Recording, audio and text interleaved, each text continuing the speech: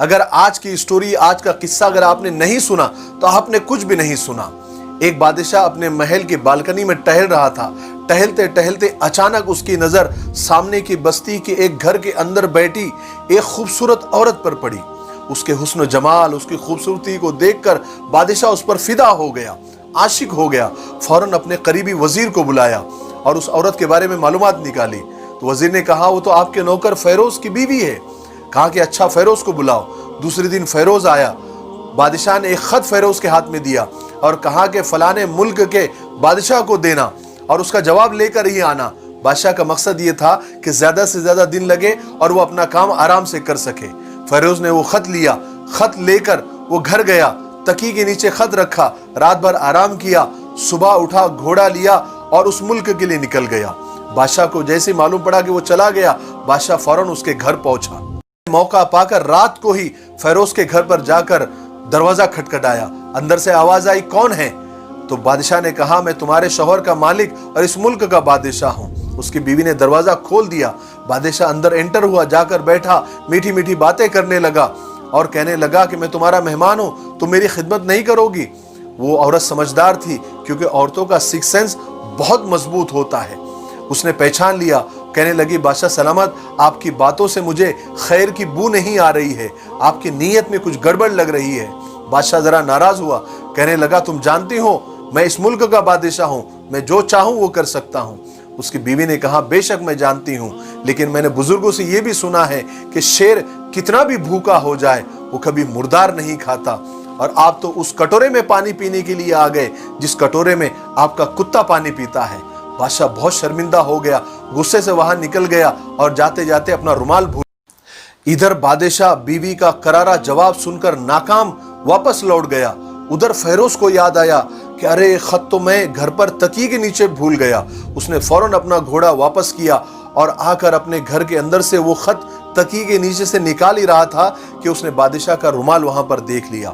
تو اس کے دماغ میں پورا پکچر گھوم گیا کہ ہاں شاید بادشاہ نے اپنی گندی نیت پوری کرنے کے لیے اور میری بیوی کے ساتھ منہ کالا کرنے کے لیے یہ سارا کھیل کھیلا ہے۔ بہرحال بادشاہ کا حکم اس نے پورا کیا اور پورا کرنے کے بعد وہ محل میں پہنچا اور محل میں جا کر بادشاہ سے سارا قصہ کہا کہ میں نے بادشاہ کو خط دے دیا وغیرہ وغیرہ سارا سنا دیا۔ بادشاہ نے خوش ہو کر اس کو چند اشرفیہ دی۔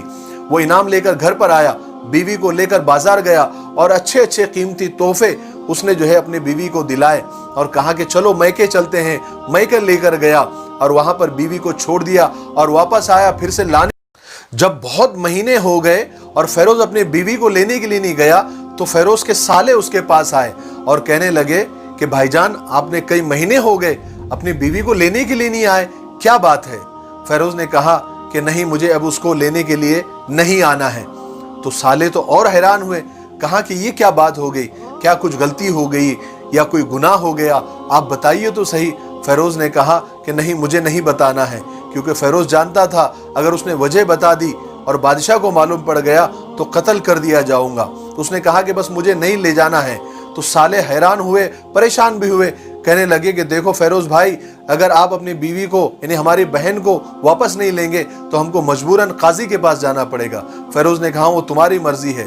وہ سالے فوراً قاضی کے پاس پہنچے تو قاضی اس وقت بادشاہ کے پاس بیٹھا ہوا تھا اور دربار بھرا ہوا تھا، اور کیا انداز تھا ان کا کیس پیش کرنے کا، آپ سن کر حیران۔ قاضی صاحب نے بھائیوں سے پوچھا تمہارا مقدمہ کیا ہے، تمہارا کیس کیا ہے؟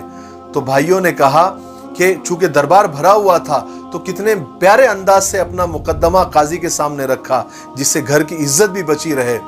بھائیوں نے کہا ہم نے ایک ہرا بھرا باغیچہ فیروز کو دیا تھا، کئی سال تک فیروز نے اس باغ کا استعمال کیا، اس کے پھلوں سے اس کے پھولوں سے فائدہ اٹھایا اور ویران کر کے اجاڑ کے وہ باغیچہ ہم کو واپس کیا۔ قاضی نے فیروز سے پوچھا کیا تم نے ایسا کیا؟ فیروز نے کہا کہ بے شک میں نے ان سے باغیچہ لیا تھا، لیکن جس حالت میں لیا تھا اس سے اچھی حالت میں واپس کیا۔ تو قاضی نے پوچھا اس کی وجہ کیا ہے واپس کرنے کی؟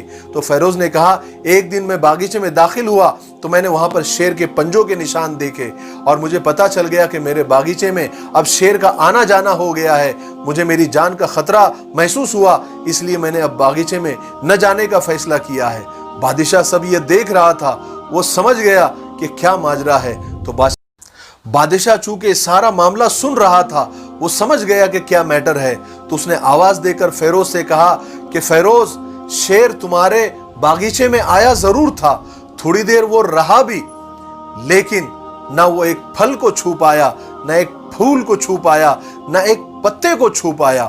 اور فیروز، میں اللہ کی قسم کھا کے کہتا ہوں کہ تمہارے باغیچے کی دیوار اتنی مضبوط ہے کہ شیر دوبارہ آنا تو کیا اس طرف دیکھ بھی نہیں سکتا، یہ میں گارنٹی دیتا ہوں۔ فیروز سمجھ گیا اور بادشاہ کی بات پر اس نے یقین کر لیا اور قاضی سے کہا کہ میں اپنے کیس کو واپس لیتا ہوں، اور کیس سالو ہو گیا۔ اس نے اپنی بیوی کو بھی واپس لے کر آ گیا۔ کیا بہترین انداز تھا کیس پیش کرنے کا کہ عزت بھی بچ گئی، قاضی کو سمجھ بھی نہیں آیا کہ میٹر کیا تھا، اور کیس سالو ہو گیا۔ اللہ تعالیٰ اسی میٹھے انداز سے ہمارے گھر کے بھی کیس سالو